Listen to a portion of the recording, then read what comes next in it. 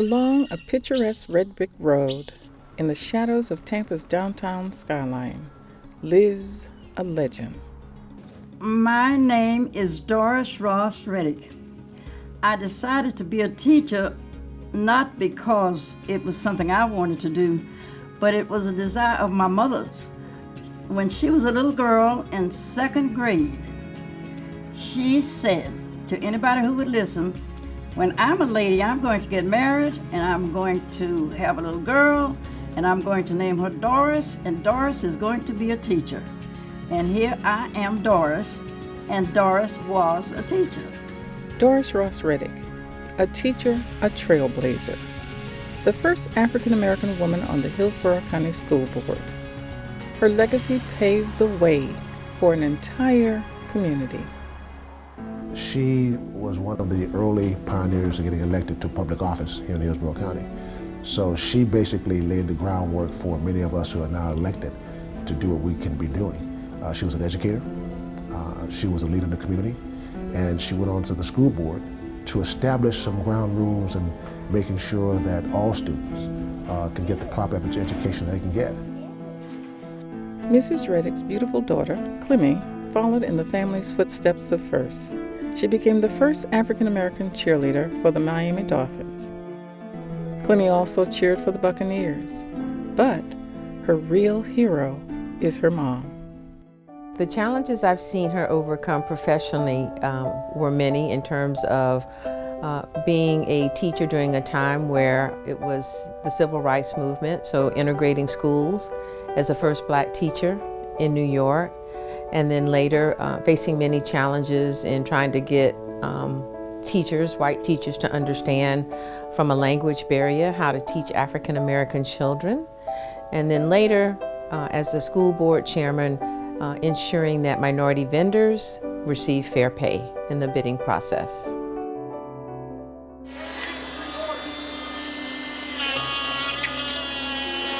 When Mrs. Reddick realized that the school district's entire annual budget for minority contract workers was an insulting $1,084, she persevered until changes were made. I am very disappointed, and I am requesting honest answers to the following questions related to that item. There are no Afro-American consultant engineering firms under contract, ever been under contract with this school board. Let's get that straight. So no Afro-American engineer ever worked there. Well, I know that was very unfair.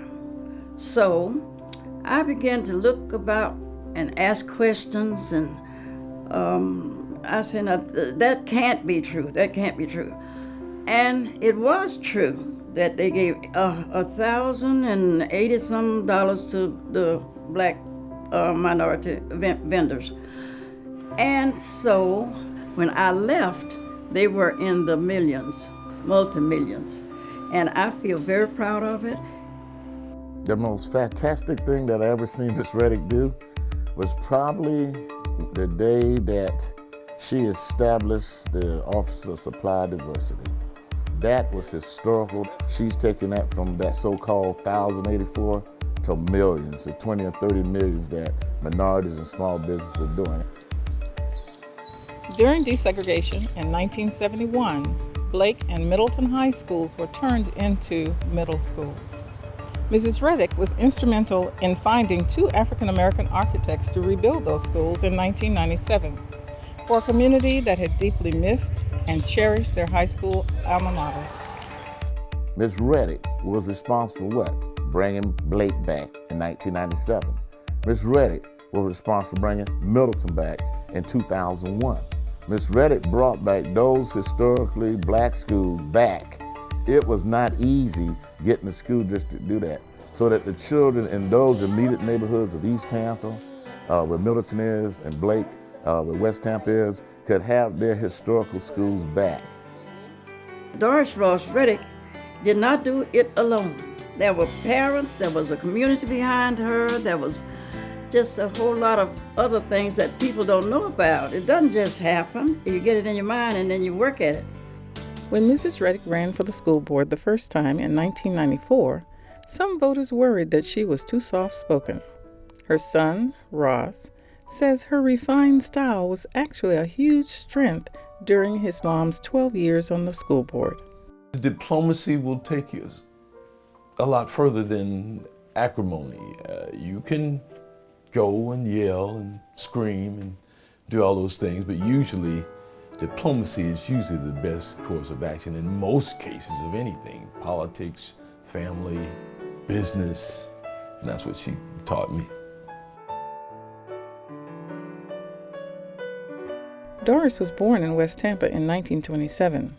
The neighborhood included a thriving Robert City, which was dismantled when Interstate 275 was built. I was born right here. 1335 Green Street. My grandmother's standing there by the flower pot, and my mother's sitting down on the step there. 4 generations of women shared the stately home on Green Street, including Doris's great-grandmother, Jane Wright Sherman. Jane was a former slave who was freed by Abraham Lincoln's Emancipation Proclamation. As a child, Jane played with the white children on the plantation, but she was never allowed to touch their books. Once she was free, Jane was determined that her children and future generations of her family would get an education and discover what was in those forbidden books.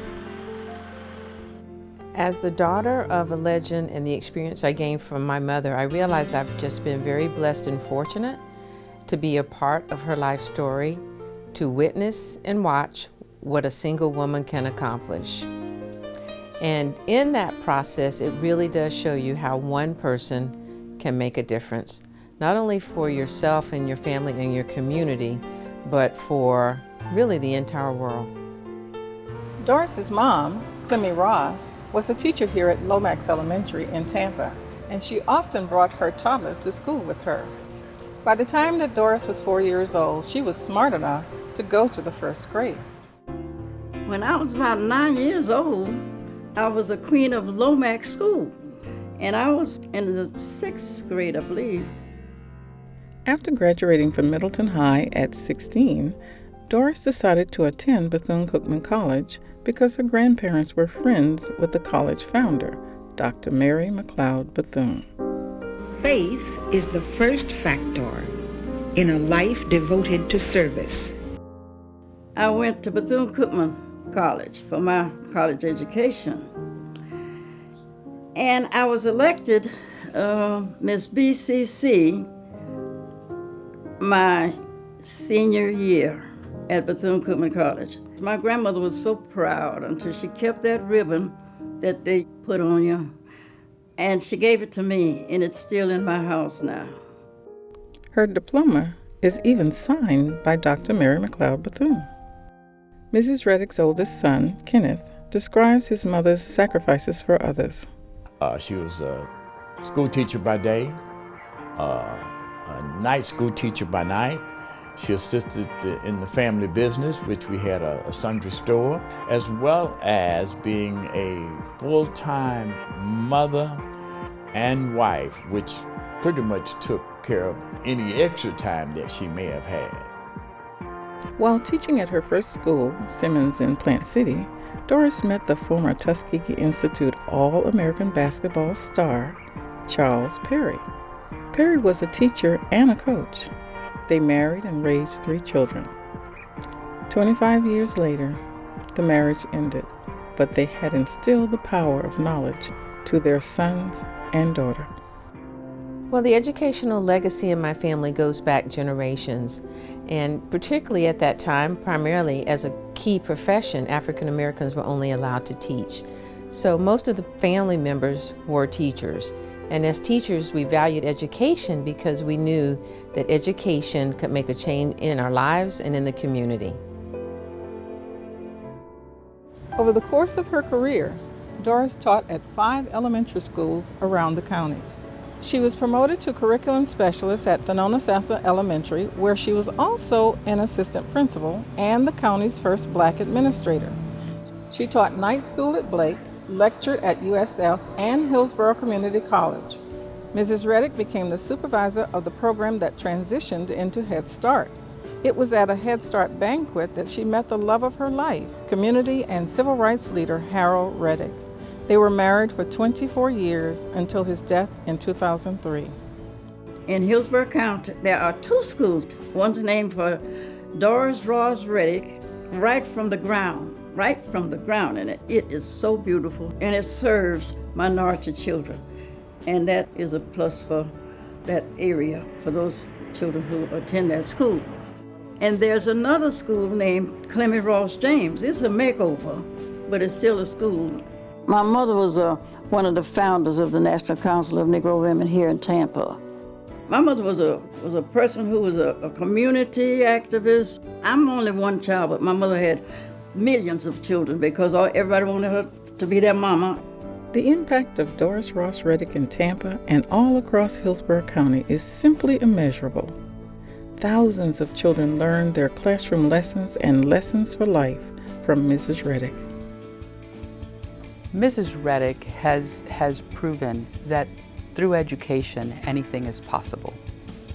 And that is what is so important for all of our children to understand. It doesn't matter your circumstances, it doesn't matter your socioeconomic status, it doesn't matter what kind of barriers you may have. Set your goals, get up and make it happen, like Mrs. Reddick, because they help to pave the way. But then you got to look back and you've got to hear the stories of the past. You have to hear the stories of the people who overcame way more challenges and bigger barriers than what our students now are facing. But it was because they did all those things in the past with great character. It sends a powerful message to our kids. And so that's what we should get out of this: gratitude, appreciation for the people that have gone before us, the ones that we stand on their shoulders. We stand on their shoulders because of what they've done. Now we have the ability to be great leaders and great people in this community now and into the future. Mrs. Reddick's legacy is the fruition of the determination of a young slave, her great-grandmother, who wasn't allowed to even touch a book. To a mother's dream of having a daughter named Doris who would become a teacher, how could these dreamers have ever imagined all the accomplishments of Doris Ross Reddick? I want them to know that they matter. Young people matter. All people are matter. No matter what your color is, your creed, or your whatever, you matter. And just keep that in your mind. And if you decide you want to do something, you can go for it, but give it all. You know, if you're not going to give it all that you got, don't start it. You can do so many things that you don't even know you can do it until you start.